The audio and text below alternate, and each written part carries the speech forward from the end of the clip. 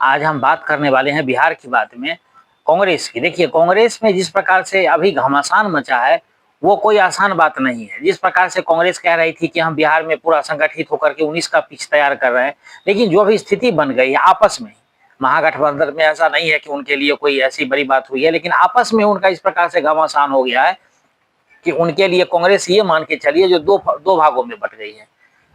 उनका विभाजन का मुख्य कारण है तेजस्वी यादव के सीएम पद को लेकर के।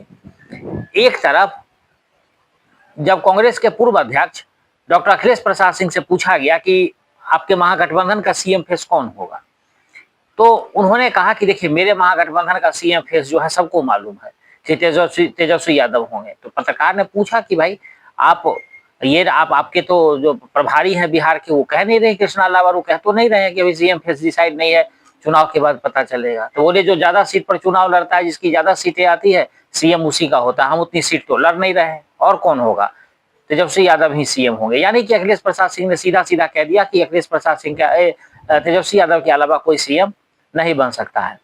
फिर उसके बाद सदाकत आश्रम में एक नारा लग रहा था, मेरा नेता कैसा हो तो कन्हैया कुमार जैसा हो। फिर लगा कि बिहार का सीएम कैसा हो तो कन्हैया कुमार जैसा हो, बिहार का सीएम कैसा हो तो कन्हैया कुमार जैसा हो। फिर उन्होंने उस जो शोरगुल था उस पर उन्होंने विराम देते हुए कन्हैया कुमार ने कहा कि देखिए, सबको पता है कि तेजस्वी यादव जो है वो सीएम फेस है। और इस स्थिति में जब कन्हैया कुमार ने इस बात को कह दिया, क्योंकि कन्हैया कुमार को कई बार दरकिनार किया गया है सिर्फ तेजस्वी के कारण, और कन्हैया इस बात को समझ चुके हैं अगर बिहार में रहना है तो तेजस्वी से अदावत उनको भारी पड़ेगी, और कांग्रेस अलग से तो लड़ नहीं सकती है। यानी कांग्रेस अपने पैर पर अकेले चुनाव लड़ने की स्थिति में नहीं है। दूसरी ओर राजेश राम और कृष्णा अल्लावरू, ये दोनों अभी तक कह रहे हैं कि सीएम फेस डिसाइड नहीं। अब देखिए, कन्हैया और कृष्णा अल्लावरू में ठन गई है।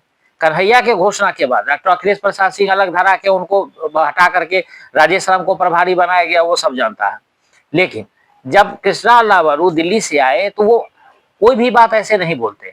कृष्णा अल्लावरू के बात का मतलब है कि राहुल गांधी, जो कृष्णा अल्लावरू बोल रहे हैं वो राहुल गांधी का कहा हुआ ही यहाँ आकर के वो इंटरप्रेट करते हैं। तो जब कृष्णा अल्लावरू आए एयरपोर्ट पर, उनसे पूछा गया कि भाई सीएम फेस तो घोषित हो गया है आपके महागठबंधन का कि तेजस्वी यादव सीएम होंगे, तो उन्होंने पत्रकार को बुरी तरह लताड़ा और कहा कि पीछे हटिए, पीछे हटिए, पीछे हटिए। और पत्रकार को इतना उनके तीखे तेवर थे कि पत्रकार अचंभित रह गए, कृष्णा अल्लावरू इस प्रकार के बिहेव कर सकते हैं। तो आप समझ सकते हैं कि कांग्रेस की जो क्या मंशा है। देखिए, और कृष्णा अल्लावरू ने एक कह भी दिया एक तरह से कि अगर चुनाव के बाद ही ये डिसाइड होगा कि सीएम कौन होगा, अभी कुछ भी नहीं है। महागठबंधन का जो हमारा एजेंडा बना है उस एजेंडा के तहत चुनाव के बाद ही बात की जाएगी। और उसकी मुख्य वजह है कि देखिए, जब से कन्हैया कुमार या डॉक्टर अखिलेश प्रसाद सिंह बोले हैं, अभी एक कार्यक्रम हुआ था चिराग पासवान का, चिराग पासवान ने भी जंगल राज का मुद्दा अब तक नहीं उठाया था। अब तक वो धीरे धीरे वो अव्यवस्था की बात करते रहे थे, लेकिन इस बार उन्होंने खुल के कहा कि बिहार में जंगल राज रहा है और जंगल राज से मुझे बचाना है। यानी चिराग पासवान उसी ट्रैक पे आ गए जिसपे नीतीश कुमार और भाजपा चल रही थी।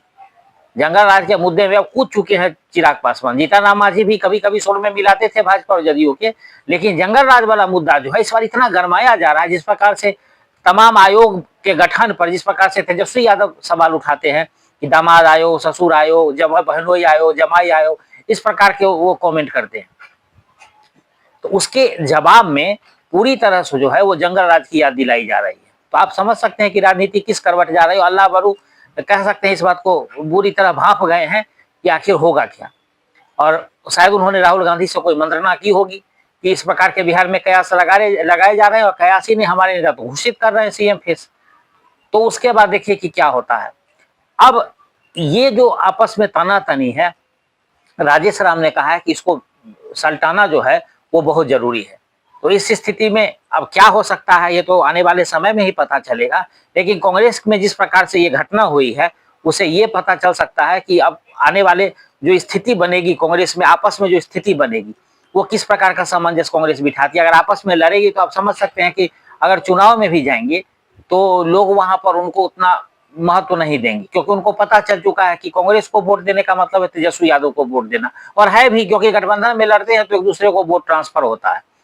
लेकिन कांग्रेस की जिस प्रकार की मंशा है आपस में, जिस प्रकार से वो घेरे हुए हैं, और सबसे बड़ी बात है कि जो नेतृत्व है वो नहीं कह रहा है कि सीएम कौन होगा, लेकिन जो यहाँ के नेता है, जो लालू के दरबारी हैं या तेजस्वी के जो समर्थक हैं, उनको कहना पड़ रहा है। मैं ये नहीं कह रहा हूँ कि कन्हैया कुमार भी लालू के दरबारी हैं, लेकिन कन्हैया कुमार समझ चुके हैं कि जिस प्रकार से उनको कई बार बिहार से बाहर किया गया, उनकी जो पहले नौकरी बचाओ पलायन रोको वाली, जो नौकरी दिलाओ पलायन रोको वाली जो वो मुद्दा लेकर के बिहार में गए थे, वो कृष्णा लवरू की देन थी। और उन्होंने कहा था कि मेरे मुद्दे से अगर कोई भटकता है तो हम उसके साथ नहीं रहेंगे, और हम ये भी देखेंगे कि हमको मन मुताबिक सीटें मिलती है कि नहीं मिलती है। मैंने चर्चा में कहा था कि 90 सीटों पे बात हो रही थी, लेकिन वो 90 सीटें क्या तेजस्वी यादव उनको देंगे? अपना ही कैंडिडेट सही कांग्रेस के सिंबल पे वो लड़ाएंगे। ये बहुत सारे यही बातें हैं जिस पर अभी गौर करने की स्थिति है। लेकिन देखिए, कांग्रेस चाहती है कि किसी भी स्थिति में अपने आप को यहाँ तैयार किया जाए, लेकिन जितना घमासान सिर्फ लालू परिवार के कारण बना हुआ है, उस घमासान के कारण वो स्थिति में कांग्रेस नहीं आ सकती है जैसी उसकी मंशा है। क्योंकि आज तक कांग्रेस, कई बार सवाल उठता रहा है कि कांग्रेस लालू परिवार ठेके पे चला रही थी, या कई बार इस मुद्दे पर चर्चा हो चुकी है।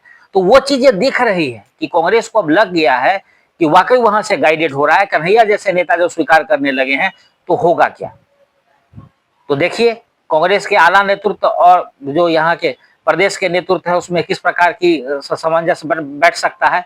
ऐसे प्रदेश का नेतृत्व जो राजेश राम भी है, वो दिल्ली से ही चलाए जाते हैं, और बाकी यहाँ के जो नेता है वो कैसे समन्वय बिठाते हैं, ये तो अब अगला कांग्रेस का जो निर्णय होगा उसी से पता चलेगा।